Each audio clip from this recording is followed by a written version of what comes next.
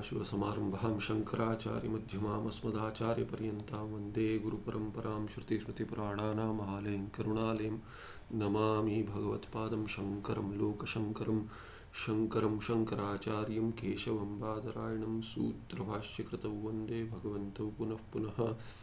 ईश्वरो गुरुरात्मेति मूर्तिभेदविभागिने व्योमवद्व्याप्तदेहाय दक्षिणामूर्तये नमः।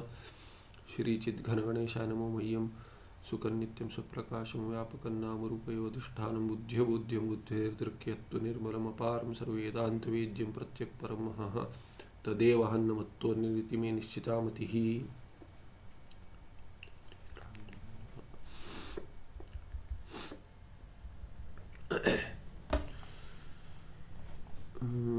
हाँ,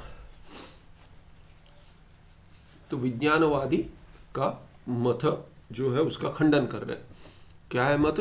क्षणिक विज्ञानवादी योगाचार वो क्या कहते हैं कि ये बाह्य प्रपंच कुछ नहीं है, क्षणिक विज्ञान है, और विज्ञान माने वस्तुतः वही आत्मा है। क्षणिक विज्ञान जो है वही आत्मा है, ऐसे उनका मत है। और वेदांत में क्या है कि इसी को हम वृत्तियां कहते हैं।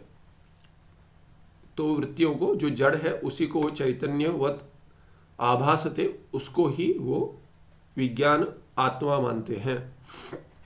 तो उसके खंडन में दो अंश तो देख लिए।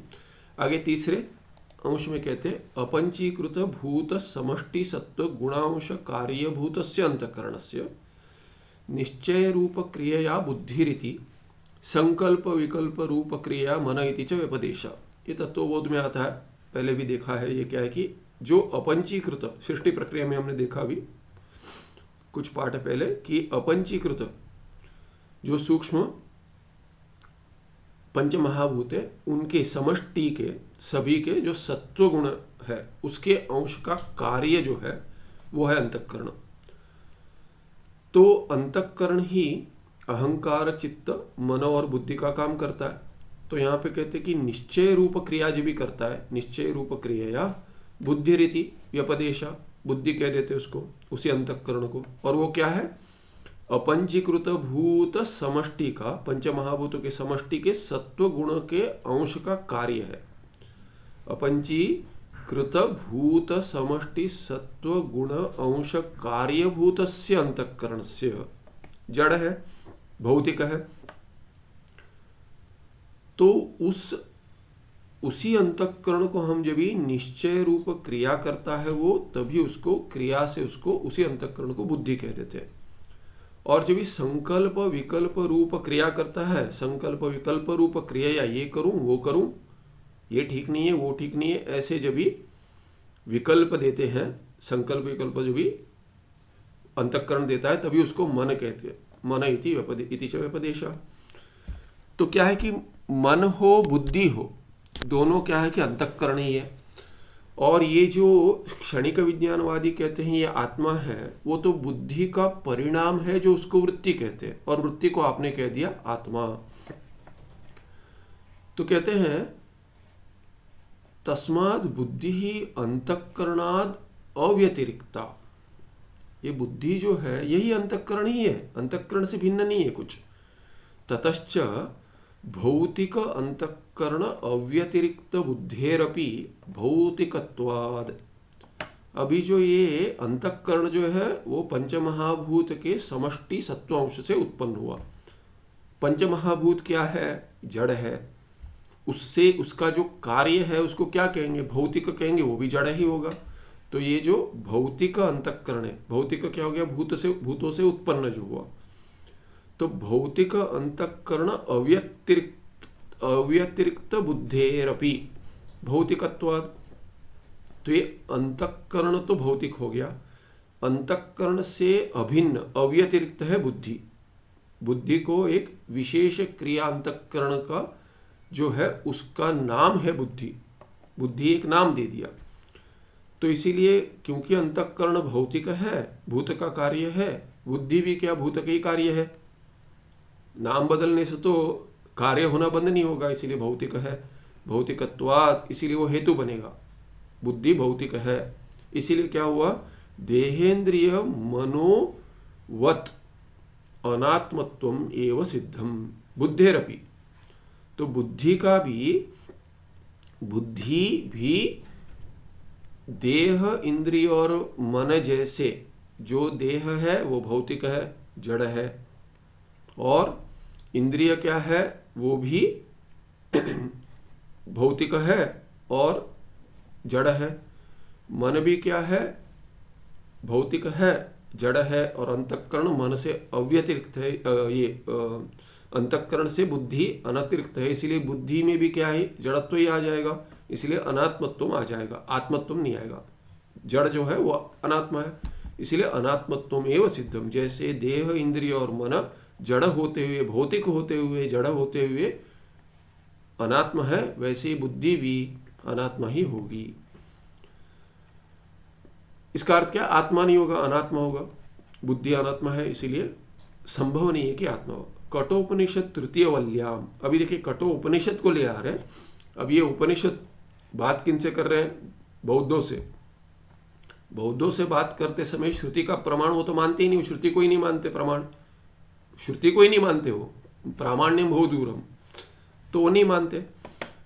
किंतु क्या है कि जो साथ में जो साधक है, जो वेदांती है, उनके लिए कहते हैं ये। जब भी उपनिषद का प्रमाण देते हैं बौद्धों के संदर्भ में, तर्क से निराकरण कर देते, किंतु किसी को अश्रद्धा हो जाए कि सिद्धांत में, इसलिए उसे श्रुति का प्रमाण देते हैं।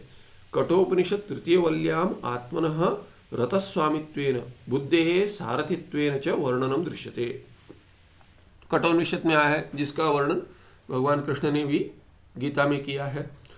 तो कठोपनिषद की तृतीय वल्ली में क्या कहा गया? आत्मा जो है वो रथस्वामी है। तुलना किए रथ की कल्पना कर कर कि रथ क्या है, शरीर है, उसके विषय क्या है, घोड़े हैं रथ में। फिर घोड़ों को जो बांधा गया है, जो रथ चालक है उसके हाथ में जो लगाम कहते हैं, वो जो है, वो जो घोड़ों को बांधा हुआ है उसके हाथ में, वो हो गया मन। और जो रथ को चलाने वाला है वो क्या है? रथ चालक जो है वो है बुद्धि। और जो रथस्वामी है वो आत्मा है। तो रथस्वामी जहां जाना चाहता है, जो करना चाहता है, वो रथ चालक करेगा।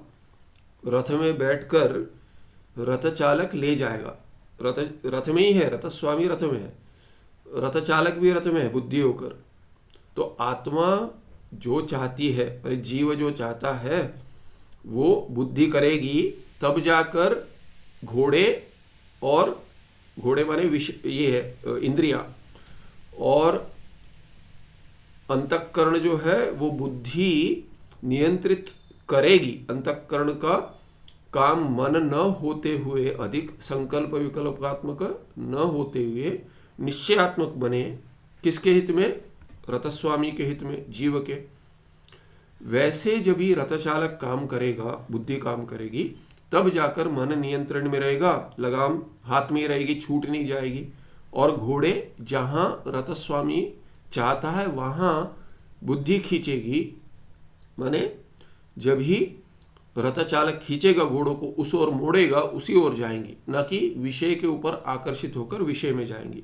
ये जो पथ है सब, वो सब विषय है, इंद्रिया है, इंद्रिय तुल्य है ये घोड़े। तो घोड़े अपने विषयों की ओर भागेंगे, इंद्रिया जैसे अपने विषयों की भागेंगे, जैसे घोड़े अपने रास्ते पर चलेंगे। 5 घोड़े यदि है, पांचों अपनी अपनी जगह पर चलेंगे तो क्या हो जाएगा? रथ तो टूट ही जाएगा। तो वैसे ही हमारी अवस्था है। तो यहाँ क्या कहते हैं? कठोपनिषद तृतीय वल्याम आत्मनः रथस्वामित्वेन बुद्धेः सारथित्वेन च। बुद्धि सारथी है और रथचालक जो सारथी है, और रथस्वामी है आत्मा। ऐसा वर्णन किया है, देखा जाता है, दृश्यते। यथा सारथी विलक्षणो रथस्वामी।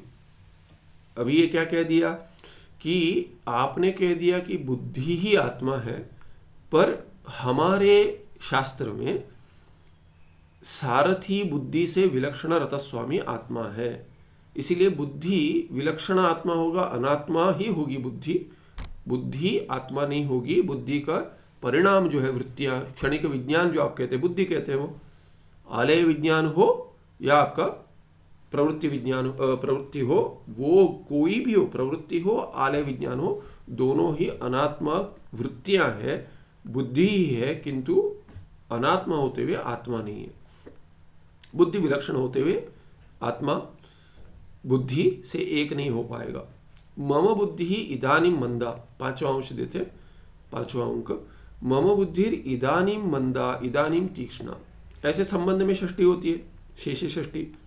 ये पहले भी देखा हम, संबंध षष्ठी अंतिम में दिखा रहे थे कि ये मेरी बुद्धि अभी मंद चल रही है, धीरे चल रही है, समझ नहीं पा रहा हूँ, 4 बार बोलने से भी नहीं, आज छोड़ देते हैं क्योंकि 5वीं बार कहने से भी समझ में नहीं आने वाला है, छोड़ देते करके कल करेंगे, जो ये थोड़ा शांति हो जाएगी, थोड़ी निद्रा हो जाएगी, नींद नहीं हुई तो नहीं समझ में आ रहा है। वैसे ही क्या कहते हैं, मेरी बुद्धि आज मंद है, मैं बंद हो नहीं कहते, मेरी बुद्धि मंद है। शब्द है बहुत सारे भारतीय भाषाओं में भी है, मंद बुद्धि कह रहे थे, मंद बने मंदा बुद्धि यस्य बहुरी है। मंद बुद्धि, मंद और बुद्धि तो एक साथ है समानाधिकरण में, किंतु मंद बुद्धि ही यदि कोई है तो व्यक्ति को कह रहे हैं उसके पास बुद्धि जो है वो मंद है, ना कि वो मंद है। तो जो जीव है वो यदि मंद बुद्धि कह रहे थे उसको किसी को, तो उसकी बुद्धि मंद है अर्थ है, ना कि जीव मंद है, आत्मा मंद नहीं है। अतः न बुद्धिर आत्मा, ये जो इसलिए कह दिया कि मम बुद्धिर इदानी मंदा जो है संबंध में, जिसकी बुद्धि होगी वो उससे भिन्न होगा। जीव की बुद्धि है तो बुद्धि से भिन्न होगा, इसलिए मंद जो है वो बुद्धि है ना कि आत्मा, तो बुद्धि से भिन्न हो गया आत्मा। वैसे ही इदानीम तीक्ष्ण, अभी तेज चल रही है, बोलते बोलते आधा बोलते ही आगे का भाग समझ में आ रहा है, क्यों, तीक्ष्ण हो गई बुद्धि, ऐसे कहते हैं। सात्विक अंश अधिक चल रहा है। इति ममता विषयत्वाद, ये जो ममता संबंध जो है, इसीलिए जो संबंधी है वो उससे भिन्न होगा, संबद्ध से भिन्न होगा। बुद्धे है जो ममता विषयत्वाद, बुद्धि ममता का विषय बन रही है, मम भाव का विषय बन रही है, इसीलिए बुद्धे है अहंता विषयत्व न युज्यते, अहम भाव नहीं होगा, अहंता माने अहम भाव, वो नहीं होगा, ठीक नहीं है। इसीलिए क्या, अतः न बुद्धि आत्मा, आत्मा नहीं हो पाएगी बुद्धि। छठे अंक में कहते हैं आत्मनः क्षणिकत्वं विज्ञानवादी सम्मतम अत्यंतम असंगतम। जो आत्मा को क्षणिक विज्ञान कहते हैं, ऐसे जो है वो क्षणिक विज्ञानवादी जो बौद्ध है, उनका मत जो है वो अत्यंत असंगत है, अत्यंत युक्तिहीन है। तथात्वे उत्तमर्णः गतवत्सरे दत्तम धनम अस्मिन् वत्सरे अधमर्णान् न दातुम इच्छेत। अभी क्या कहते हैं,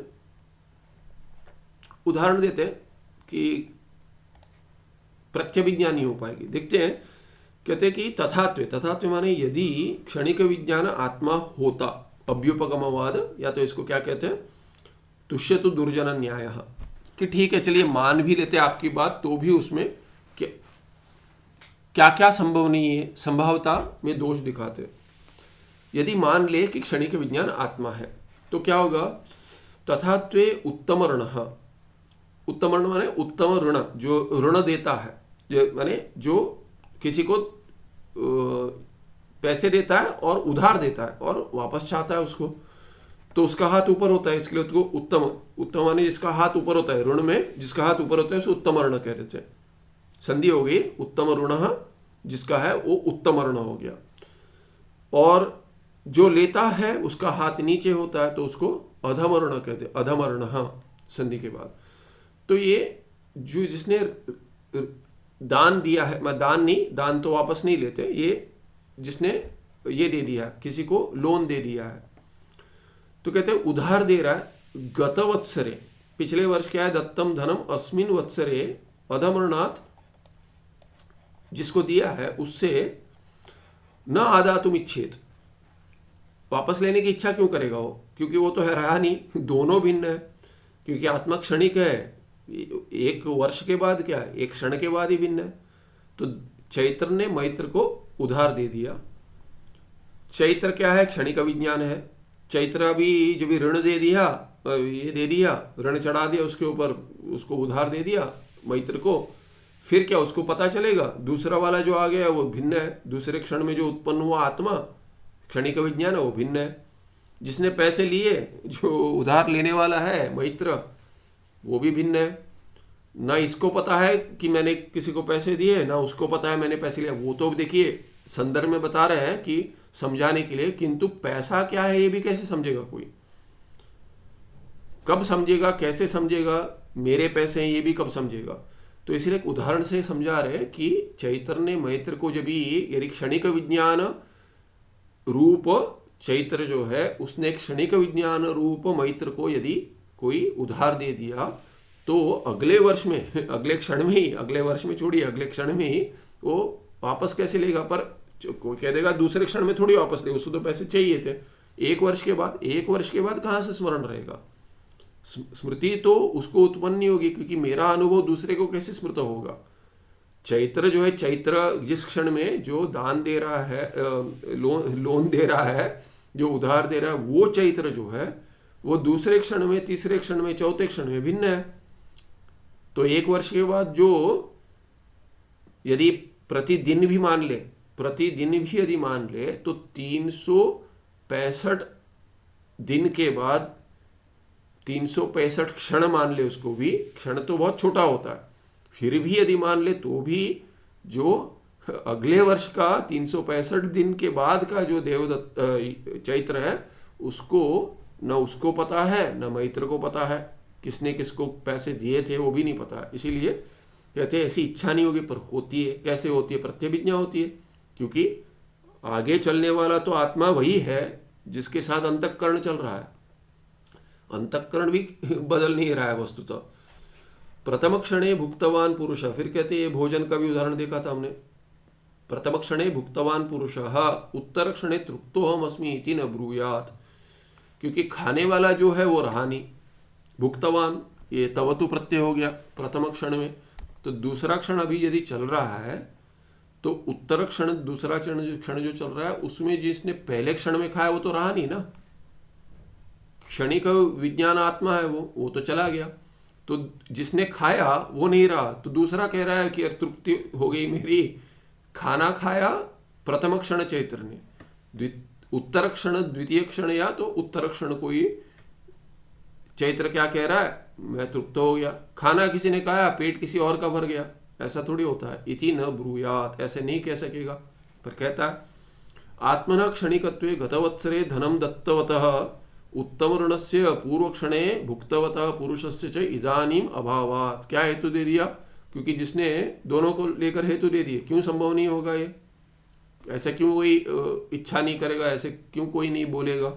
तो कहते हैं कि आत्मा यदि क्षणिक हो जाएगा, क्षणिक विज्ञान माने क्या? आत्मा क्षणिक हो गया। आत्मा यदि क्षणिक हो गया तो गतवत्सरे धनम दत्तवतः उत्तम ऋणस्य, जिसने दिया है, दत्तवत दिया है, यहाँ पे दान जिसने दिया है, पैसे दिए, और पूर्व क्षण में जिसने खाना खाया है वो अभी है ही नहीं। अभी है नहीं तो वो कैसे दूसरे से पैसे मांग लेगा, इच्छा करेगा, या कैसे पेट भर गया कह देगा? तस्माद आत्मान क्षणिक, इसलिए आत्मा क्षणिक नहीं हो पाएगा। आत्मन क्षणिकत्व मोक्ष साधन कलापो व्यर्थ स्यात्। अभी कहते हैं कि आत्मा क्षणिक है, तो आप किसके लिए मोक्ष की इच्छा कर रहे हो? आपके इसमें ही ले लीजिए, आपका आत्मा माने आपका स्वरूप में आप क्षणिक हो। अभी बात भी नहीं कर सकते, आपसे चर्चा क्या करेंगे? क्योंकि जो चर्चा कर रहे हैं वही नहीं है, अगले क्षण में नहीं है। आपने क्या तर्क रखा था, अगले क्षण में आपका तर्क ही नहीं। इसीलिए हो रहा है कि तर्क का प्रवाह नहीं चल रहा आपका, क्योंकि जिसने जो तर्क लगाया है उसके आगे वाला कुछ और बोल रहा है, इसमें कोई अर्थ नहीं है। तो कहते हैं जो मोक्ष साधन का प्रयोजन के लिए प्रयोग कर रहा है, साधन जो है वो किसके लिए? साध्य के लिए, साध्य मोक्ष है। तो आत्मा यदि क्षणिक होगा तो मोक्ष का साधन जो कर रहा है उसको तो मोक्ष नहीं मिलना है, किसी और को मिल जाएगा। तो साधन किसी और का है और साध्य किसी और को मिला, ऐसा हो जाएगा। तो इसीलिए मोक्ष साधन कलाप व्यर्थ हो जाएगा, सब प्रयास जो है वो सब व्यर्थ हो जाएगा। इसीलिए इसमें कोई अर्थ नहीं है। आपके पूरी परंपरा में जिन्होंने साधन किया है, आपके लिए जो साधन कर रहे हैं कि कोई ऐसे ग्रंथ तैयार करे, वो सब व्यर्थ हो जाएगा। ये क्षणिक विज्ञानवाद का खंडन हो गया। पिछले पन्ने से आगे बढ़ा था ये टिप्पण में, उसके आगे 279 से 282 तक कहते हैं आनंदमय कोश आत्मा एव आत्मा इति मतम। तो विज्ञानमय आत्मा नहीं रहा, कोश हो गया। क्षणिक विज्ञान हो, उसको उदाहरण लेकर कह दिया ये संभव नहीं है कि बुद्धि रूप आत्मा नहीं हो सकता, ये संभव नहीं है, बुद्धि रूप आत्मा होना ही संभव नहीं है। तो आनंदमय कोश आत्मा होने दो, ऐसा एक मत है। तो वो क्या कहते हैं, पांचवा कोश तत्र भट्ट मतम। तो यहाँ पे भट्ट, कुमारल भट्ट के अनुयायी जो है वो क्या मत, भट्ट मतम। पूर्व मीमांसा या वे वार्तिककार होना चाहिए, पूर्व मीमांसा का वार्तिककार भट्ट एवं आहु, वृत्तिकार नहीं, वर्ती लिख दिया, वार्तिक होना चाहिए।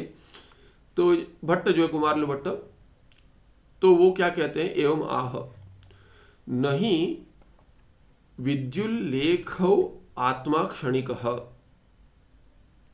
तो ये विद्युल्लेखा इव, विद्युल्लेखा इव, जैसे बिजली की, वैसे बिजली गिरती है तो तार जैसे दिखती है, लाइटनिंग, स्ट्रीक ऑफ लाइटनिंग कहते हैं। तो आप देखते रहते हैं, उसका अभी फोटो खींचना है तो भी नहीं खींच पाएंगे, इतना क्षणिक है वो। तो ऐसे जो क्षणिक, जो विद्युल्लेखा जैसे क्षणिक है, वो आत्मा नहीं हो सकता। किंतु स्थिर, तो कहते हैं नहीं विद्युल्लेखा एवं आत्मा क्षणिक, आत्मा विद्युल्लेखा जैसा क्षणिक नहीं है। क्या है, तो फिर स्थिर है, आत्मा तो स्थिर है, या इतने अंश तक ठीक है। इसलिए वो विज्ञानवादी का खंडन कर रहे हैं। स आत्मा जड़ रूप प्रकाश रूपश्च आस्ते। अभी यहाँ पे कह रहे थे कि आत्मा क्या है, वो जड़ भी है और प्रकाश रूपी चैतन्य भी है, दोनों का मिश्रण मानते हैं। पूर्व मीमांसक आत्मा को जड़ और प्रकाश चैतन्य का मिश्रित मानते हैं, आत्मा को मिश्रित मानते हैं। अयम अस्य अभिप्राय, उनका क्या अभिप्राय ऐसे कहने से पूर्व मीमांसकों का, उसमें भट्ट मत। सुषुप्ते है उत्थिता एवं वदति, सुबह उठता है सोकर, सुषुप्ति से उठकर क्या कहता है, एतावंतम कालम अहम जड़ः निस्सन्यः अस्वाप्सम इति। तो कहते हैं कि जब भी सोया तो जड़ हो गया हो। क्या कहता है, उठकर कहता है कि जैसे I slept like a log कहते हैं, सो गया, मैं सो गया और इतने काल तक क्या है, मैं जड़ था, जड़ बनकर निस्सन्य, कोई नाम वाम कुछ नहीं था। आपने तो नाम दे, अभी सो गया तभी क्या नाम था, कुछ नहीं था, ना नाम था, निस्सन्य जड़ था मैं, और ऐसे में सोया था, अस्वाप्सम इति ऐसे कहते हैं। तो जड़ अंश सिद्ध हो गया, तस्माद आत्मा जड़ रूप इति सिद्ध्यति। तो आत्मा जड़ हो गया, इसमें तो कोई संशय नहीं, कहते अनुभव सिद्ध है हमारा सबका। किंच सुषुप्ताद उत्थितस्य स्मृतिरपि भवति, पर उठने के बाद क्या होता है, स्मृति होती है। जड़ होगा तो क्या अनुभव नहीं होगा, स्मृति कैसे होगी। तो कहते हैं ये तो कह रहता है कि मैं अब तक जड़ था, निस्सन्य था, ऐसे सोया था, किंतु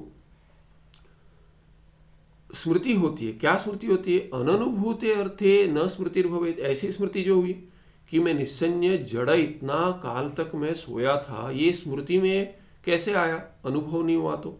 तो मैं जड़ था, ये अनुभव हुआ था, अभी स्मृति हो रही है। इसीलिए कहते हैं अननुभूते अर्थे न स्मृतिर्भवेत्।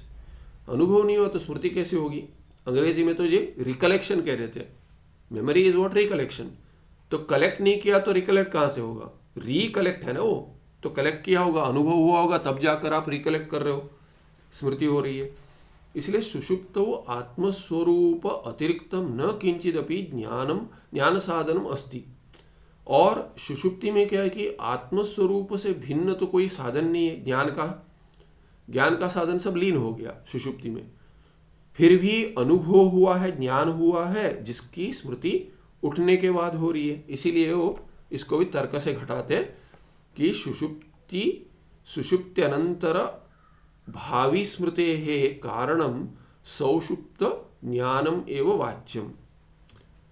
ज्ञान तो अभी उत्पन्न नहीं हो रहा है, स्मृति रूप ज्ञान उत्पन्न हो रहा है, किंतु अनुभव तो अभी उत्पन्न नहीं हो रहा है कि मैं जड़ हूं, ऐसे नहीं सोच रहा है। जब भी सुबह उठते हो तब क्या कहते हो, मैं तो चैतन्य हूं। कह नहीं दोगे, किंतु अनुभव क्या हो रहा है, मैं चैतन्य हूं अनुभव हो रहा है। और जब भी सोए थे तभी मैं जड़ था, ऐसा भी अनुभव अभी नहीं हो रहा है, तभी हुआ होगा, क्योंकि अभी मैं स्मरण कर रहा हूं कि तभी ऐसे सोया कि कुछ समझ में नहीं आया। इसीलिए न संज्ञा थी मेरा, निसंज्ञ था मैं और जड़ था। इसीलिए वो क्या कहते, मैं जड़ था ये कहने वाला अभी जो चैतन्य हूं कहता है, उसको जड़त्व का अनुभव हुआ था और तभी कोई साधन नहीं था उस ज्ञान के लिए। इसीलिए क्या है कि आत्मा ही ज्ञान स्वरूप होना पड़ेगा। सुषुप्ति में जो आत्मा थी वो ज्ञान स्वरूप थी, जो अभी भी ज्ञान स्वरूप है, किंतु तभी जड़ भी थी। इसीलिए क्या कहते हैं, सुषुप्ति अनंतर भावी स्मृति है। अभी जो स्मृति हो रही है उसका जो कारण है, कारणम सौषुप्त ज्ञानमेव वाच्यम। तभी जो ज्ञान हुआ उत्पन्न हुआ था, मैं जड़ था तभी, ऐसे अभी जो स्मृति हो रही है वो इसलिए हो रही कि तभी ज्ञान था। सुषुप्ति में एक ज्ञान था कि मैं जड़ हूं। तच्च सुषुप्तिकालीनम ज्ञानम आत्मस्वरूपम एव।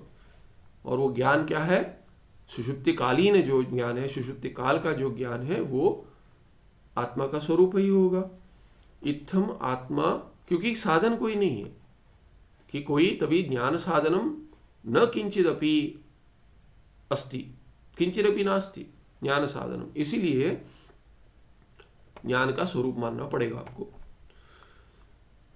ज्ञान स्वरूपत्व इत्थम, इत्थम क्या, इत्थम खद्योतवत प्रकाश रूप अप्रकाश रूपश्च। तो क्या कहते हैं, जैसे अभी वो कीट जो है वो जैसे चमकता है रुक जाता है, चमकता है रुक जाता है। रात को देखेंगे आप कि फायर फ्लाई कहते थे तो चमकता है, जुगनू बोलते हैं उसको। हाँ जी, जुगनू, जुगनू। अच्छा इन हिंदी कॉल जुगनू या। अच्छा, जुगनू वो छोटा वाला वही होता है। हाँ, तो वो चमकता है, फिर कभी ये भी हो जाता है, माने अंधेरे में दिखता है पर बंद भी हो जाता है, ऐसा नहीं कि सतत तो नहीं दिखता है।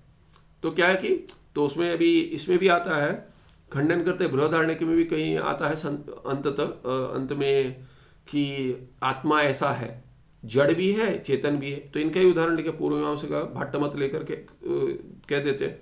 तो कहते उदाहरण है उसके लिए, चैतन्य होगा तो जड़ नहीं होगा, जड़ होगा तो चैतन्य नहीं होगा, ऐसे जो कहते हैं तो उसके लिए उदाहरण देते हैं। खद्योत जो है, जुगनू जो है, तो वो क्या है कि चमकता है, तो कहते हैं वो स्वरूप से वैसा है। तो स्वरूप से वैसा नहीं है, वो जो पंख उठाता है तभी उसके वो प्रकाश रूप दिखता है, पंख जब नीचे करता है तभी वो प्रकाश नहीं दिखता। ऐसे सिद्धांति निराकरण कर देता है उसका कि ऐसा जो उदाहरण भी है वो भी ठीक नहीं है, क्योंकि वो उसका स्वरूप नहीं है। स्वरूप में तो प्रकाश ही है, जुगनू स्वरूप में प्रकाश है, और पंख जब भी उठाता है तभी वो दिख जाता है प्रकाश, नहीं तो वो बंद हो जाता है। ऐसे कहते हैं कि वो उसके उदाहरण से जो आप घटा रहे हो वो उदाहरण भी ठीक नहीं है, और ये यहाँ पे तो तर्क में भी सिद्ध नहीं होगा। तो कहते हैं इत्थम आत्मा खद्योतवत प्रकाश रूप अप्रकाश रूपश्च, दोनों है। प्रकाश माने जैसे खद्योत प्रकाश अप्रकाश रूप दोनों है, वैसे ही आत्मा क्या, जड़ और चैतन्य दोनों है। ऐसा मिश्रण कह रहे थे। ज्ञान रूपत्वात् प्रकाश रूप, जड़ रूपत्वात् अप्रकाश रूपश्च। इसीलिए जड़ होने से अप्रकाश कह देंगे और ज्ञान रूप होने से प्रकाश रूप कह देंगे, ऐसे दोनों हो जाएगा। आनंदमय कोश एवं प्रकाश रूप अप्रकाश रूपश्च अस्ति। और कहते हैं अभी देखिए, सभी जो आप कोश कोश कोश करके कह रहे हो सब कोश हो गए विज्ञानमय तक, अन्नमय से लेकर, किंतु आनंदमय जो आप कोश कह रहे हो वही आत्मा है। क्यों? क्योंकि उसी में प्रकाश और अप्रकाश रूप दोनों है, बाकी जगह नहीं है, केवल इसमें है। जैसे बाकी जो है वो जड़ है, बाकी चारों कोश जड़ की केवल जड़ है, उसमें कहीं प्रकाश नहीं है, अप्रकाश रूप है सब, चैतन्य कहीं नहीं है। किंतु आनंदमय कोश जो है उसमें प्रकाश भी है और अप्रकाश भी है स्वरूपतः। सुषुप्तौ चैतन्य आभास सहित अज्ञानम एव आनंदमय कोश इति उच्यते। आप आनंदमय कोश किसको कहते हो? चैतन्य आभास सहित, चैतन्य जो है उसका आनंदमय कोश में आभास हो जाता है, प्रतिबिंब हो जाता है। उसके सहित जो अज्ञान है, अज्ञान में हो जाता है, वो अज्ञान या माया जो कह रहे थे उसी वही आनंदमय कोश है। और आनंदमय कोश में क्या भिन्नता करेंगे, केवल अज्ञान नहीं है वो आनंदमय कोश, अज्ञान केवल अज्ञान नहीं है, अज्ञान में जो चैतन्य का आभास हो गया उसके साथ जो अज्ञान है उसी को आनंदमय कोश कहते हैं। तो इसलिए आनंदमय कोश इति उच्यते। तत्र चिदाभास, चैतन्य का आभास है, इसीलिए क्या प्रकाश रूप सिद्ध हो गया आनंदमय कोश, प्रकाश रूप। अज्ञानम अप्रकाश रूप जो होती है, और अज्ञान जो है, अज्ञान तो स्वयं प्रकाश रूप नहीं है, वो उसमें जो प्रतिबिंब हो रहा है वो प्रकाश, जैसे दर्पण, दर्पण स्वयं प्रकाश रूप नहीं है, दर्पण तो क्या है कि अप्रकाश रूप ही है, किंतु उसमें जब सूर्य का प्रकाश पड़ जाता है तभी प्रकाश रूप भी आ जाता है, क्योंकि वो प्रतिबिंब जो है वो सूर्यवत आभासते। वैसे ये चैतन्य जो है चिदवद आभासते, कहाँ पे चैतन्य जो है वो उसका प्रकाश जब भी प्रतिबिंबित हो जाता है अज्ञान में, तभी अज्ञान भी क्या है, चिदवद आभासते। इसीलिए वो उसके साथ मिलकर अज्ञान जो है वो जड़ है, अप्रकाश है, और चैतन्य का जो आभास है, प्रतिबिंब जो है वो प्रकाश रूप है, माने चिद रूप है। इसीलिए दोनों का जो मिश्रण हो जाता है उसको कह देंगे आनंदमय कोश। तस्माद् भट्टमते आनंदमय कोश एवं आत्मा इति सिद्धम। वैसे ये आनंदमय कोश आत्मा है, ये वेदांती एकदेशी जो है वृत्तिकार भर्तृप्रपंच उनका भी मत है। ये आनंदमय कोश का आनंदमय अधिकरण में आता है ब्रह्मसूत्र में, उसका खंडन करते हैं। पहले तो बहुत सारे जो आनंदमय अधिकरण में जो 6-7 सूत्र है, वो 6-7 सूत्र पहले जो भाष्य में आता है वो वर्णन वृत्तिकार के मत से बाकी का खंडन कर देते हैं। उसके बाद वृत्तिकार के मत का भी खंडन करते, सभी सूत्रों पे फिर से भाष्य दूसरी बार है, वो सिद्धांति का, मुख्य सिद्धांति का मत है। ये क्या हो गया, तो भट्ट मत का ऐसा आनंदमय कोश आत्मा है जो जड़ और अजड़ दोनों है, चेतन और अचेतन दोनों है, प्रकाश अप्रकाश दोनों है। अभी माध्यमिक बौद्ध मत बताते हैं, उसमें क्या कहते हैं 280 में, आनंदमय कोश आत्मा, वो भी कहते हैं। तो ये आनंदमय कोश करके उनके कोश का शब्द का प्रयोग भले ही ना हो, किंतु वो क्या कहते हैं, माध्यमिक बौद्ध जो है, योगाचार योगाचार क्षणिक विज्ञानवाद होगी, माध्यमिक क्या कहते हैं, शून्यवादिनः बौद्धाः तु एवं आहु, इन यही शून्यवादी है। वो क्या कहते हैं, आत्मा निरंशः, आत्मा निरंशः, कोई अंश नहीं है आत्मा में। तस्मात् एकस्यैव आत्मा, माने वो कोई अवयव नहीं है, निरवयवी है आत्मा। हम मानेंगे हाँ इष्टापत्ति है, आत्मा तो निरवयवी है, हम भी मानते हैं। पर वो क्या कहते हैं, तस्मात् एकस्यैव आत्मनः प्रकाश रूपत्वम अप्रकाश रूपत्वम च न घटेत। अभी वो क्या है कि पूर्व मीमांसक भाट्टों का खंडन कर रहे हैं। आप जो कह रहे हो कि एक ही आत्मा जड़ भी होगा और अजड़ भी होगा, चैतन्य भी होगा और साथ में अचेतन भी होगा, ये तो संभव नहीं है। प्रकाश और अप्रकाश दोनों साथ में रहे, तम प्रकाश विरुद्ध स्वभावयोः करके भगवान भाष्यकार आप ही के इसमें कह देते हैं ब्रह्मसूत्र में।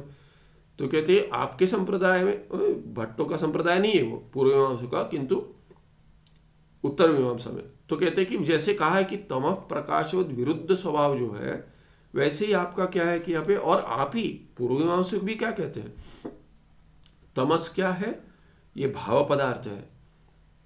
जब भी नैयायिकों का खंडन करते हो आप, तो ही आप पूर्व मीमांसक आप कहते हो कि तमस जो है भाव पदार्थ है, आपके 7 पदार्थों में कहीं अंतर्भाव नहीं हो रहा है, द्रव्यों में अंतर्भाव नहीं हो रहा, द्रव्य वो है, तमस है करके प्रतीति होती है, तमस चलती ऐसे प्रतीति तमस है। नैयायिक क्या कहते हैं, वो तमस क्या है, प्रकाश का अभाव है, पर आप नहीं मानते हो। तो जो तमस जो अप्रकाश है वो पदार्थ है, भाव पदार्थ है, यत्किंचित भाव पदार्थ है जो प्रकाश का विरोधी है, उसमें भी विरोधार्थ नहीं लगा है। उसी को लेकर वेदांती क्या कहते हैं कि तमः प्रकाशवद विरुद्ध स्वभाव है अज्ञान का और ज्ञान का, विद्या और अविद्या का। तो कहते हैं अभी यहाँ जो आप कह रहे हो कि प्रकाश अप्रकाश एक साथ रहेगा, तो तमः और प्रकाश कहाँ एक साथ रहता है, नहीं रहता है। या तो तमस होगा या तो प्रकाश होगा। ऐसे ये खंडन करते माध्यमिक शून्यवादी। वो कहते तस्मात् एकस्यैव आत्मना, दो अंश तो नहीं हो सकते उसमें, एक ही, वो तो निरंश है आत्मा। मैं आत्माओं कहते मेरा एक भाग करके कोई प्रयोग नहीं करता, शरीर के भाग का प्रयोग करता है, बुद्धि के भाग का, इंद्रियों का भाग हो सकता है, विभाग कर सकते हैं, आत्मा का विभाग तो कोई नहीं करता। कहता है मैं एक ही हूं। अंदर कोई दूसरा बैठा हो तो कहेंगे कि भूत भगाने जाओ, इनके पिशाच ने पकड़ लिया, कह देंगे कि दूसरा तो आकर नहीं बैठा है ना, कोई दूसरा नहीं है, आत्मा एक ही है। उसमें कहाँ आपने विभाग कर दिया कि प्रकाश रूप है या प्रकाश रूप है। तो कहते हैं ये तस्मात् एकस्यैव आत्मनः प्रकाश रूपत्वम अप्रकाश रूपत्वम च न घटेत। उसमें भाग विभाग कर सकते हैं, अंश होगा तो एक अंश प्रकाश रूपी है और दूसरा अंश जो है अप्रकाश रूपी जड़ है, ऐसा कह सकते थे, पर नहीं संभव है क्योंकि एक अंश है ही नहीं उसमें, एक संपूर्ण आत्मा है। ऐसे बौद्ध कह रहे हैं न घटेत, नहीं होगा। उस पर एक टिप्पण है, क्या कहते हैं, आत्मा चित जड़ उभयात्मक इति भट्ट पक्ष अपि असंगतः। तो क्या कहते हैं ये, क्यों चित्त और जड़ रूप आत्मा नहीं हो सकती एक आत्मा, ये भट्ट पक्ष जो है वो ठीक क्यों नहीं है।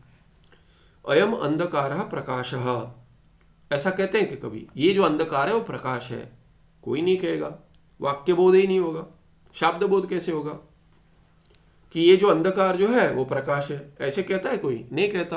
अयम पुरुष स्थाणु, यहाँ पे तो भ्रांति होती है, ये पुरुष, यदि ये स्थाणु है कह देगा, ये पुरुष है कह देगा, पर ये स्थाणु, ये पुरुष जो है वो स्थाणु है कोई नहीं कहेगा। आप तो कह रहे हो कि ये जड़ जो है वही प्रकाश है, प्रकाश जो है वही जड़ है, ऐसा नहीं होगा। अयम पुरुष स्थाणु इतिवत च एकत्र वस्तुनि चित जड़ अंश चित जड़ अंशयी विरो अंशयो है, ई नहीं है, ओ है। तो यहाँ पे थोड़ा मुड़ गया ये, इसके जैसे सीधे होता तो अंशयो होता, कुछ वहाँ पे त्रुटि हो गई है, वो ये क्या कहते हैं वहाँ पे पेज बेंड हो गया होगा। तो क्या कहते हैं, चित जड़ अंशयो विरोधात, कैसे, अयम अंधकार प्रकाशः अयम पुरुष स्थाणु इतिवत च एकत्र, या तो अंधकार की प्रतीति होगी या तो प्रकाश की होगी, या तो पुरुष दिखेगा या तो स्थाणु दिखेगा, दोनों एक साथ नहीं दिखेंगे आपको। वैसे ही क्या है कि एकत्र वस्तुनि चित जड़ अंशयो हो विरोधात, एक ही वस्तु में चित्त और जड़, आत्मा जो है चित्त भी होगा जड़ भी होगा, एक साथ संभव नहीं है, एक ही वस्तु में संभव नहीं है। उभय अंशत्वम अंगीकृत्य, क्या कहते हैं, दोनों ये मान लेंगे, उभय अंशत्वम अंगीकृत्य न उभौ अपि क्या है, उभय अपि अनुभव गोचरो, ये उभय अपि अंशो, यहाँ पे एक ये अनुस्वार चला गया है, अनुस्वार होना चाहिए वहाँ पे। तो कहते हैं कि उभय अपि अंशो, अंशौ, यहाँ पे अनुस्वार डाल देंगे तो ठीक होगा। ये एक क्षण,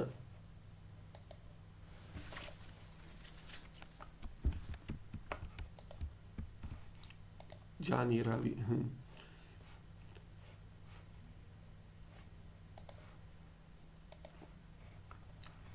यहाँ जो यहाँ पे अपि अंशों, यहाँ पे होना चाहिए अपि अंशयो, इसके आगे होना चाहिए।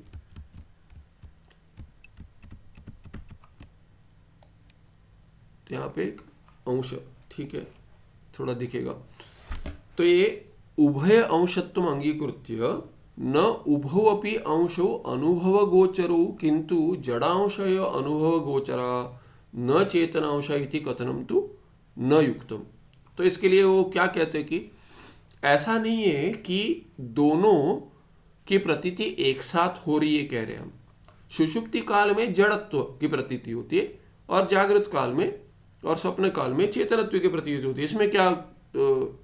इसमें क्या विरोध है।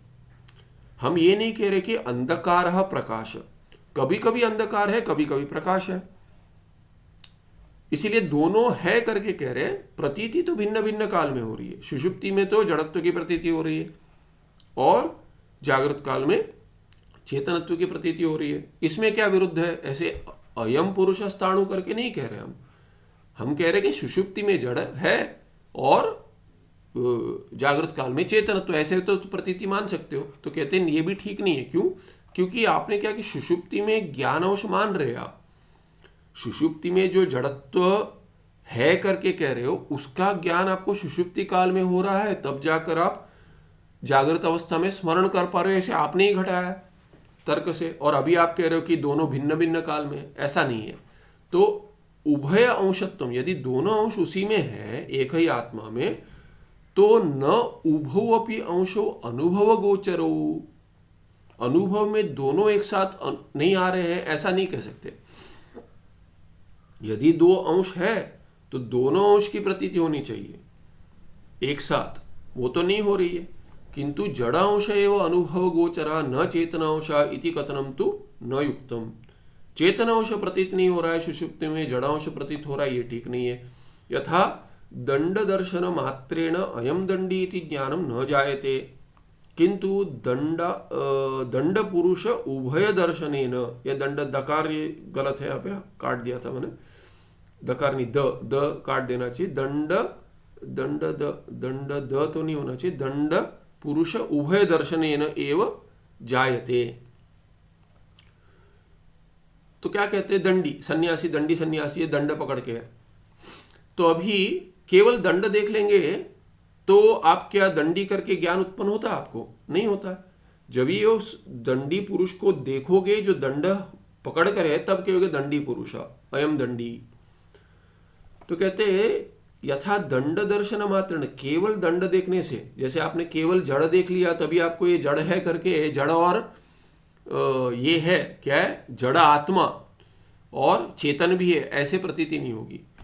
तो कहते हैं अयम दंडी इति ज्ञानम न जायते, किंतु दंड पुरुष उभय दर्शन ही नहीं हुआ। जब भी दंड और पुरुष, दंडधारी पुरुष दोनों को देख लिया तब क्या होगा? तभी ही ऐसा ज्ञान उत्पन्न होगा कि अयम दंडी। दंड विशेषण बन जाएगा, विशेष का भी ज्ञान होना चाहिए। केवल विशेषण का ज्ञान से तो आपको विशिष्ट का ज्ञान नहीं होगा। तथा जड़ांश मात्र दर्शन न चित जड़ उभय आत्म का आत्मसिद्धिर भवेत। जड़ के अनुभव से आपने कैसे कह दी कि चित जड़ आत्मा है करके? ऐसे नहीं, उभय आत्मा का, उभय स्वरूप जो है ऐसा आत्मा का नहीं घटेगा। चेतन अंश से अपनी अनुभव गोचरत्व अभ्युपगमे, तो कहते ठीक है हम मान लेते चलिए चेतन का भी अनुभव हो रहा है। पूर्व पक्षी कहेगा ठीक है हम चेतन का भी अनुभव मान लेते, तो फिर ऐसा जड़ का अनुभव तक कह रहे थे, थोड़ा सुधार कर लेंगे, कह देंगे दोनों की प्रतीति हो रही है। जैसे आपने कह दिया दंड के साथ पुरुष का ज्ञान हो जाएगा तो दंडी ज्ञान हो जाएगा, वैसे ही जड़ का केवल ज्ञान नहीं हो रहा, हमारा जड़ और चेतन दोनों का ज्ञान हो रहा है, ऐसे मान ले तो क्या क्या आपत्ति है?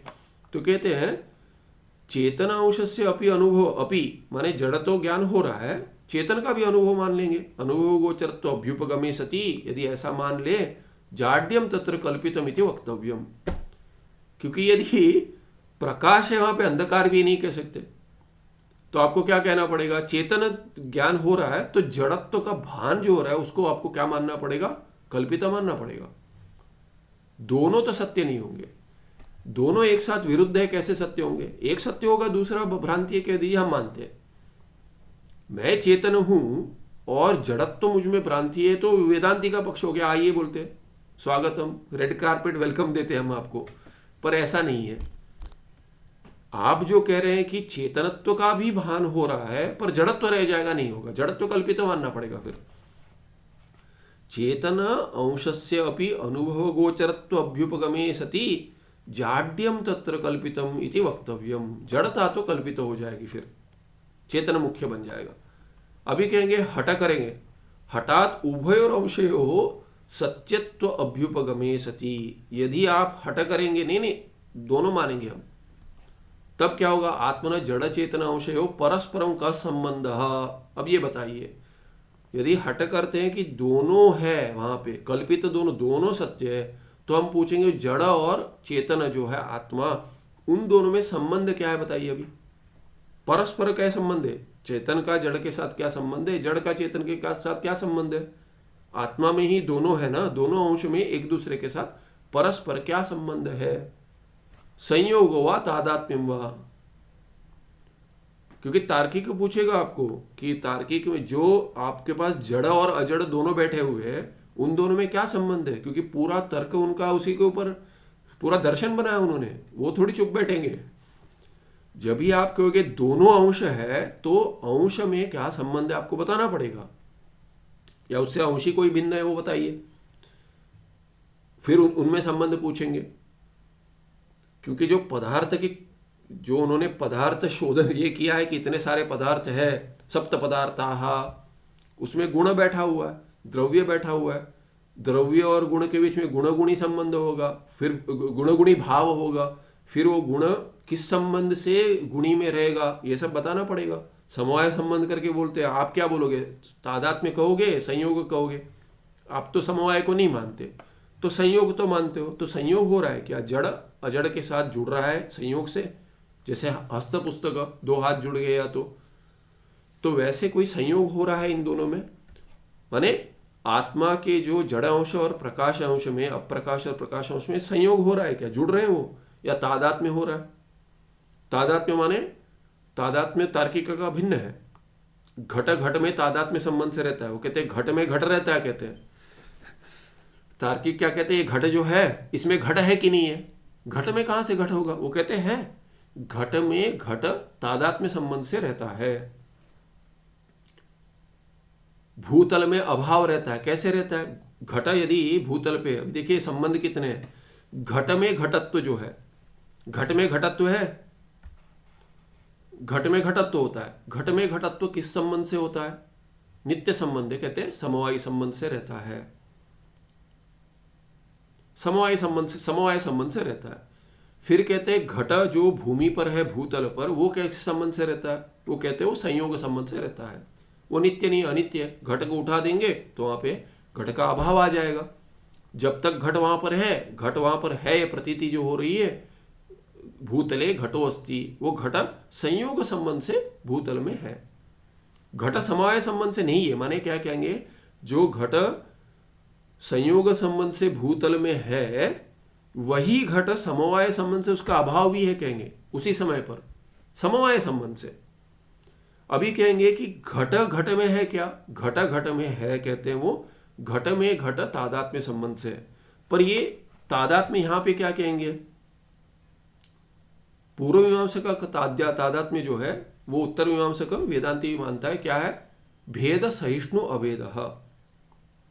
वस्तुतः अभेद है, किंतु भेद को सहन कर लेता है। भेद सहिष्णु अभेद, ये तादात्म्य है। तो कहते हैं आपका संयोग मानेंगे आप दोनों अंशों में, जड़ अजड़ में, या तादात्म्य मानेंगे, तादात्म्यम वा। फिर कहते हैं ठीक है, चलिए तीसरा और एक संबंध है, विषय विषयी भाव हुआ। विषय विषयी भाव, एक विषय बन रहा है, दूसरा विषयी बन रहा है, और परस्पर ऐसे ही होगा विरुद्ध में भी।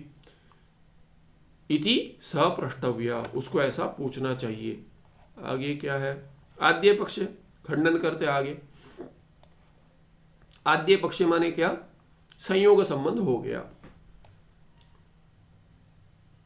आत्मा के जड़ अंश और चेतन अंश में यदि संयोग मान लेंगे संबंध, अनित्ययो सावयव हो द्वयो हो वस्तुनो हो एव संयोग इति नियमाद आत्मनः अनित्यत्वं प्रसज्येत।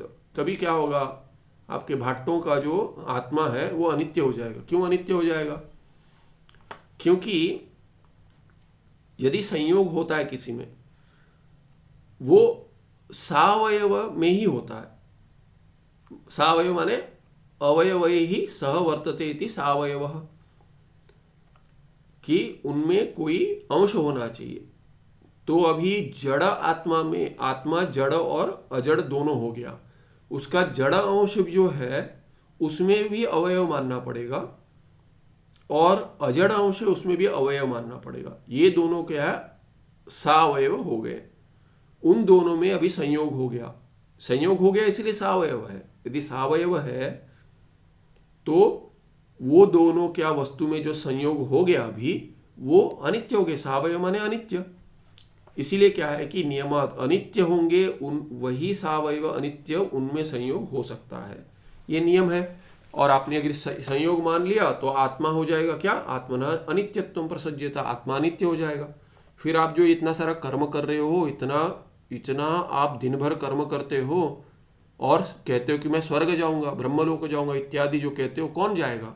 आत्मा अनित्य होगा तो मोक्ष में कोई स्वर्ग जाने वाला कोई रहा नहीं, ऐसे अनित्यत्व प्रसंग आ जाएगा। द्वितीय पक्ष, द्वितीय माने आप तादात्म्य यदि मानोगे, उनमें तादात्म्य हो रहा है, तो कहते चिद जड़ अंशयो उभयो अपि एकस्यैव आत्मनः स्वरूपत्वात् चिद अंशः जड़ः भवेत्, जड़ अंशश्च चिद भवेत्। अभी क्या हो जाएगा, यदि दोनों में तादात्म्य हो जाएगा तो क्या हो जाएगा, दोनों एक हो जाएंगे। तादात्म्य माने दोनों एक है, यदि एक है तो चित जड़ जो है उभय, एक चित है और एक अचित है, जड़ है, एक अजड़ है एक जड़ है, तो ये जड़ और चेतन जो है एक ही आत्मा है। एकस्यैव आत्मनः स्वरूपत्व, तो उसका स्वरूप बता रहे आप। यदि स्वरूप में दोनों अंश है और दोनों में तादात्म्य है तो दोनों एक हो जाएंगे, तो चेतन और अचेतन एक हो जाएगा, जड़ और अजड़ एक हो जाएगा, तो जड़ हो जाएगा चेतन और चेतन हो जाएगा जड़।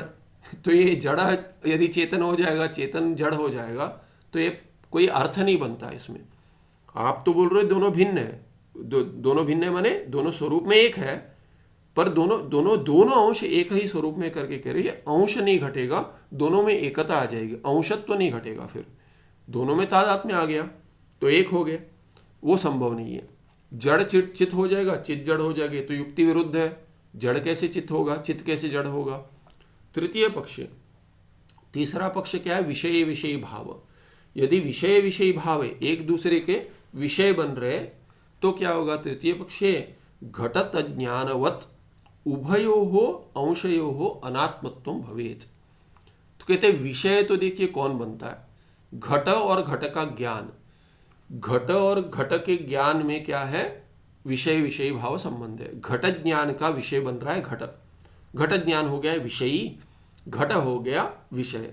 तब क्या होगा, उभय अंशयो अनात्मत्व भवेत।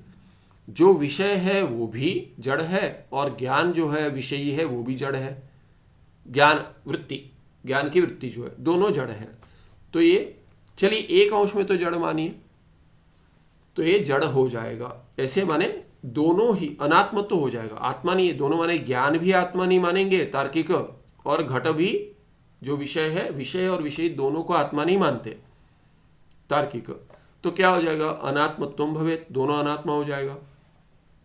और श्रुति क्या कहती है, आप तो श्रुति को मानना पड़ेगा आपको, क्योंकि सभी दार्शनिक जो है, बौद्धों और जैनों को छोड़कर सभी दार्शनिक जो आस्तिक दार्शनिक है वो तो श्रुति को मानते। श्रुति विरोध हो जाएगा।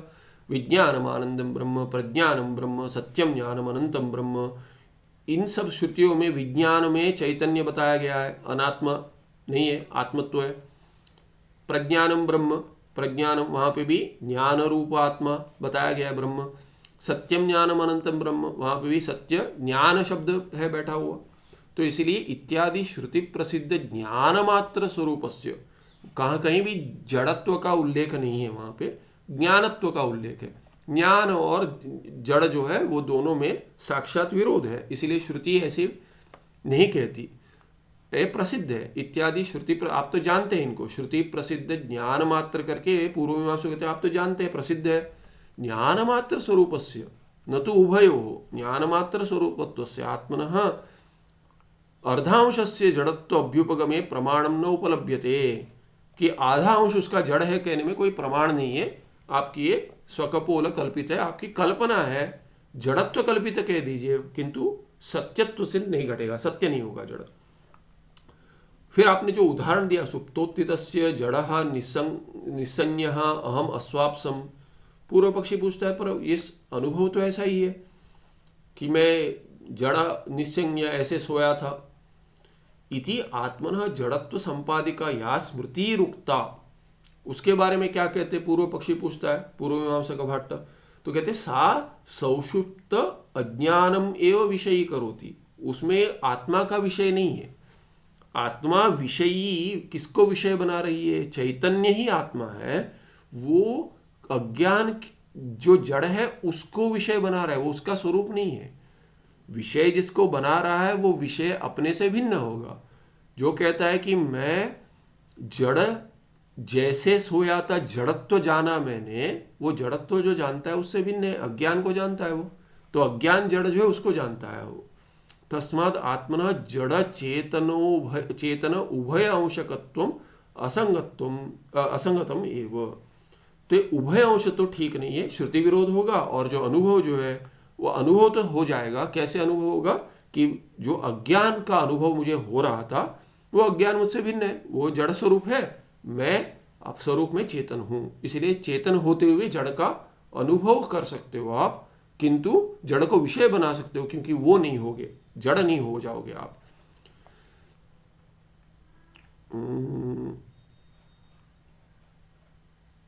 ये अगले इसमें थोड़ा आगे देखेंगे। सर्वम शून्यम जो है ये माध्यमिक का खंडन कर रहे हैं। यहाँ पे अंक होना चाहिए था, यहाँ पे लगता है एक अंक होना चाहिए। ऊपर देखेंगे तभी समझ आएगा वो।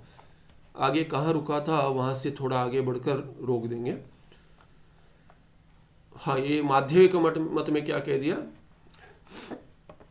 न घटे, यहाँ तक हो गया था कि तस्माद एकस्यैव आत्मन प्रकाश रूपतो अप्रकाश रूपतो च न घटे। तो माध्यमिक बौद्ध क्या है, शून्यवादी, वो भट्ट मत का निराकरण कर रहा है। कह रहा है कि आत्मा निरंश है, इसलिए एक ही निरंश में दो भिन्न भिन्न अंश नहीं हो सकते, जड़ और अजड़। और जो खद्योत उदाहरण दिया था उसके बारे में क्या कहते हैं पूछते, तो खद्योतस्य जो जुगनू का दिया था उदाहरण, खद्योतस्य सांशत्वाद एक अंशः प्रकाश रूप अपर अंशः अप्रकाश रूपच्च भवति। तो क्या हो गया वहां पे कहते हैं एक अंश में तो वो संपूर्ण अंश में तो ये नहीं है, एक अंश में प्रकाश होगा, दूसरे अंश में तो माने वो तो निरंश नहीं है ना, वो तो माने अंश के साथ है, उसमें अंश है, सावयवी है, वो सावयव है, अवयवी है, सावयव है। इसीलिए जो खद्योत जो है उसका एक अंश जो है वो प्रकाश रूप है, अपर अंश अप्रकाश रूप च भवति। न तो आत्मना निरंशस्य विरुद्ध उभय रूपवत्व कथनम युक्तम। जो आपने कह दिया कि आत्मा के लिए जो उदाहरण दे दिया, आत्मा तो निरंश है और आपने सावयव का, आत्मा निरवयव है, सावयव का अंशी का उदाहरण दे दिया, अंशी या सावयव का, और आत्मा निरंश है या क्या है, सावयव नहीं है, निरवयव है। तो निरवयव के साथ सावयव का उदाहरण में नहीं घटेगा, अंशी का उदाहरण निरंश में नहीं घटेगा। तो इसीलिए उन्होंने कह दिया वहां पे तो संभव है खद्योत में, वैसे के उदाहरण मान लेंगे, वहां संभव है, यहां संभव नहीं है। यदि उभय रूपता सिद्धये आत्मना सांशत्वम अंगीक्रियते तरही, यदि आप ठीक है सिद्ध कर देंगे, इसमें आत्मा को भी अंशी मान लेंगे, आत्मा में भी अंश सिद्ध कर मान लेंगे, सांशत्व मान लेंगे, तो क्या होगा, तरी सांशानाम जो अंश के साथ है, सांशानाम घटादीनाम उत्पत्ति नाश दर्शनाद आत्मनोपि उत्पत्ति नाशवत्वम प्रसज्येत। यदि आप ऐसे मानेंगे तो क्या हो गया कि जो सांश है, सांश माने क्या, सावयव, जो अवयव है, अवयवी है, जो अवयव वाला है, अंश वाला है, अंशी, जैसा घट इत्यादि, घटपट इत्यादि, उनकी उत्पत्ति और नाश दोनों देखे जाते हैं। तो आत्मा का भी उत्पत्ति और नाश हो जाएगा, अरे अनित्य हो जाएगा। यद उत्पत्ति नाशवद वस्तु तद उत्पत्ते प्राग ऊर्ध्वम च नाशाद असद भवति। और जो उत्पत्ति नाश वाला जो है वो क्या हो जाएगा, उत्पत्ति के पहले और नाश के बाद असत हो जाएगा, आत्मा अनित्य होकर असत हो जाएगा। आद्यन्तयोर यद असत तन मध्ये अपि असद एव भवति। तो आदि और अंत में जो यद असत है, जो असत है, आदि में असत था माने उत्पत्ति के पहले, अंत में माने नाश के बाद असत हो जाएगा। तो जो आदि में असत था और अंत में असत था, आद्यन्तयो हो यद असत तत् मध्ये अपि असत एव भवति, बीच में भी वो असत ही होगा। ये कारिका है, मांडुक्य कारिका। आदावन्ते च यन्नास्ति वर्तमाने अपि तत् तथा। आदि और अंत में जो नहीं है, जो वर्तमान में भी मध्य में भी, वो वैसे ही नहीं होगा। मिथ्या जो है, मिथ्या कह रहे थे, जो पहले नहीं था आगे नहीं होगा, तो अभी क्या होगा, नहीं होगा, प्रतीति मात्र है नहीं, वो अभी सत्य नहीं हो जाएगा। जो पहले असत था और आगे असत होगा, वो बीच में कैसे सत्य हो जाएगा, बीच में प्रतीति हो रही है कह सकते हो, पर असत ही है वो। इति स्मृते है, ऐसे कारिका में है। तस्माद उत्पत्ति नाशवत्वे आत्मा असद रूपो भवेत। यदि आप अंशी मान लोगे, सावयव मान लोगे आत्मा को, तो क्या हो जाएगा, असत रूप हो जाएगा वो, क्योंकि उत्पत्ति नाश वाला हो जाएगा। तथा आत्मभिन्न सर्वोपि पदार्थ उत्पत्ति नाशवत्वाद असद रूप एव। जो आत्मा से भिन्न जो है वो सभी पदार्थ के उत्पत्ति नाश वाले, किंतु आत्मा उत्पत्ति नाश वाला नहीं है। उत्पत्ति नाश वाले सब असद रूप है, आत्मा तो सदरूप है, उत्पत्ति नाश वाला नहीं है। अनया रीत्या आत्म अनात्म रूप सकल वस्तु नाम असद रूपत्वात् शून्यमेव परम तत्वम इति शून्यवादिनः माध्यमिक बौद्धस्य मतम। तो क्या कहते हैं, ये जो पूर्व पक्षी जो कह रहा है भट्ट, उसका निराकरण कर दिया माध्यमिकों ने। तो उन्होंने क्या कहा, अभी क्या कह रहे हैं कि आत्मा से जो भिन्न है वो सभी पदार्थ उत्पत्ति नाश वाले असद रूप है, और आत्मा जो है वो तो असद रूप हो गया। पूर्व पक्षी जो है वो नहीं मानेगा, वो क्या कहेगा, नहीं आत्मा तो सदरूप है, तो उसका निराकरण हो गया, क्योंकि वो अंशी नहीं हो सकता। अभी ये क्या कहते हैं कि आत्मा जो है ये उत्पत्ति नाश वाला हो जाएगा करके जो कह रहे हो, जो आप नहीं मान सकते, हम मान लेंगे। निराकरण करने के लिए जो तर्क ले लिया उसने कि जो निराकरण कर रहा है वो तो शास्त्र को नहीं मानता, वेद को नहीं मानता, तो ये कारिका इत्यादि को भी नहीं मानता, पर कहते हैं आपके जो कारिका में भी कहा गया, जो दार्शनिक है वो कहते हैं कि जो पहले जो नहीं है, आगे जो नहीं होगा, वो बीच में क्या होगा, सत होगा। इसीलिए क्या है कि आप यदि मानोगे उत्पत्ति नाश वाला, तो आपका आत्मा क्या हो जाएगा, आपके दर्शन में जो आत्मा है वो असत हो जाएगा। आप इष्टापत्ति नहीं कह सकते, आप तो शून्यवादियों में आ जाओगे, हम आपको रेड कारपेट वेलकम देंगे, आ जाइए आ जाइए, आप तो नहीं मानोगे। इसीलिए आपका जो आत्मा कथन है, चिद और जड़ अंश दोनों होंगे, वो गलत है। फिर इसी को आगे बढ़ा के क्या कह देते, पर हम तो मानते हैं, हम तो आत्मा को दोनों अंश नहीं मानते, एक ही मानते, असत ही मानते, हम तो असत ही मानते। कहते आत्मा तो असत ही है, कहते तस्माद उत्पत्ति नाशवत्वे आत्मा असद रूपो भवेत तथा आत्मभिन्न सर्व पदार्थ उत्पत्ति नाशवत्वाद असद रूप है एव। इसीलिए आत्मा भी असत हो गया, और ये भी माने आत्मा से भिन्न तो सब असत है, उसमें कोई संशय आपको भी नहीं है, हमें भी नहीं है। अभी हमने कह दिया कि आत्मा असत रूप हो जाएगा, और हम मानते हैं ऐसा, तो इसीलिए क्या कहते हैं कि आत्मा और अनात्मा अनया रीत्या निराकरण करने के बाद यही हमारा सिद्धांत कह रहे थे, अनया रीत्या आत्म अनात्म रूप सकल वस्तु नाम असद रूपत्वात्। आप तो नहीं मानेंगे, आपका तो सिद्धांत हमने दर्शन का खंडन कर दिया। अभी कहते जिससे खंडन किया ना, यही हमारा पक्ष है कि ये आत्मा असत हो जाएगा। अरे आप कहते हो अरे अरे शिव शिव शिव, ये ठीक नहीं है, क्या अभद्र बोल दिया, आत्मा असत हो जाएगा। बोलते हैं हाँ आत्मा असत ही है, अनात्मा तो असत ही है, और आत्मा भी असत है। इसीलिए क्या है कि शून्यमेव परम तत्वम इति शून्यवादी ना माध्यमिक बौद्धस्य मतम। शून्यवादी माध्यमिक है, वो कहते हैं कि आपको तो कह दिया हमने कि देखिए देखिए देखिए ऐसा कह देंगे तो उत्पत्ति नाश वाला आत्मा हो जाएगा, और उत्पत्ति नाश वाले अनात्म सब तो अनित्य होते हैं और वो तो असत होते हैं, आप मानते हो, ठीक है। कहते हैं आत्मा भी हो जाएगा वैसे उत्पत्ति नाश वाला होकर, तो बोलते नहीं नहीं नहीं ये तो नहीं मानते हम। तो बोलते पर हम मानते हैं ना, हमारा सिद्धांत यही है कि आत्मा असत रूप है, अनात्मा तो असत रूप है ही, तो ये शून्य एक ही रह जाएगा, वो शून्य ही परम तत्व है। ये हो गया शून्यवादी का कथन। आगे अगले पाठ में देखेंगे। सुखम नित्यम स्वप्रकाशम व्यापकं नाम रूपे अधिष्ठानम बुद्ध्यबोध्यम बुद्धेर्दृक्यत्व निर्मल अपारम सर्ववेदांत वेद्यम प्रत्यक परमः तदेवाहन्नमत्तो निधि में निश्चिता मति ही। ये शून्यवादी ही इन्हीं को माध्यमिक कहते हैं। अगले पार्ट में अगला पैराग्राफ देखेंगे। कोई प्रश्न है क्या? नहीं, अगले पार्ट में देखते हैं। नमस्ते।